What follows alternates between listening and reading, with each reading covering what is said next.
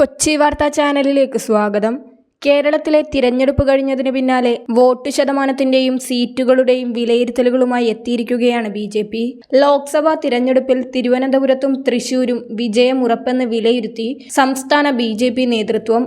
ആറ്റിങ്ങലിലും പത്തനംതിട്ടയിലും അട്ടിമറി സംഭവിക്കാമെന്നും നേതൃത്വം വിലയിരുത്തുന്നു.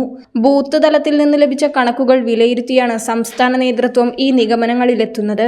ഇത്തവണ കേരളത്തിൽ അക്കൗണ്ട് തുറക്കുമെന്ന് മാത്രമല്ല 20% വോട്ട് നേടി വലിയ മുന്നേറ്റം ഉണ്ടാക്കുമെന്ന് വ്യക്തമാക്കുന്ന കണക്കുകളാണ് ബൂത്തുതല നേതൃത്വങ്ങൾ നൽകിയിട്ടുള്ളത്. 2019 3,16,000 വോട്ട് നേടിയ തിരുവനന്തപുരത്ത് ഇത്തവണ 3,60,000 വോട്ട് നേടി കേന്ദ്രമന്ത്രി രാജീവ് ചന്ദ്രശേഖർ വിജയിക്കും. രണ്ടാം സ്ഥാനത്ത് ശശി തരൂർ ആയിരിക്കും. ജയത്തിന് അടിത്തറയാകുന്ന ലീഡ് നേമത്ത് 20,000, വട്ടിയൂർക്കാവിൽ 15,000, കഴക്കൂട്ടത്ത് 8,000, തിരുവനന്തപുരം സിറ്റിയിൽ 5,000 വോട്ട് എന്നിങ്ങനെ ആയിരിക്കും. പാറശാലയിൽ രണ്ടാം സ്ഥാനത്തെത്തും. കോവളത്തും നെയ്യാറ്റിൻകരയിലും മൂന്നാമത് തന്നെയെങ്കിലും വലിയ മുന്നേറ്റമുണ്ടാകുമെന്ന വലിയ ആത്മവിശ്വാസമാണുള്ളത്.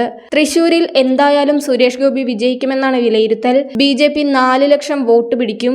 3,80,000 വോട്ട് നേടി UDF ആയിരിക്കും രണ്ടാം സ്ഥാനത്ത്. തൃശൂർ, മണലൂർ, ഇരിങ്ങാലക്കുട നിയമസഭാ മണ്ഡലങ്ങളിൽ 1-ാം സ്ഥാനത്തും നാട്ടികയിലും പുതുക്കാടും 2-ാം സ്ഥാനത്തുമെത്തി വിജയത്തിന് അടിത്തറയിടുമെന്നാണ് കണക്കുകൂട്ടലുകൾ. കേന്ദ്രമന്ത്രി വി. മുരളീധരൻ മത്സരിച്ച ആറ്റിങ്ങലിൽ ഇഞ്ചോടിഞ്ച് മത്സരം നടന്നു.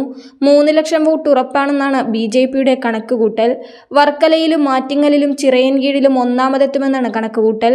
50,000 വോട്ട് അധികം കിട്ടാനുള്ള പണിയെടുത്തതിന്റെ കണക്ക് നിരത്തിയാണ് വിജയസാധ്യത കാണുന്നത്. പത്തനംതിട്ടയിൽ അനിൽ ആന്റണി മുൻപ് കെ. സുരേന്ദ്രൻ നേടിയ 2,97,000 വോട്ട് മറികടക്കാനുള്ള മുന്നേറ്റം നടത്തിയിട്ടുണ്ട്.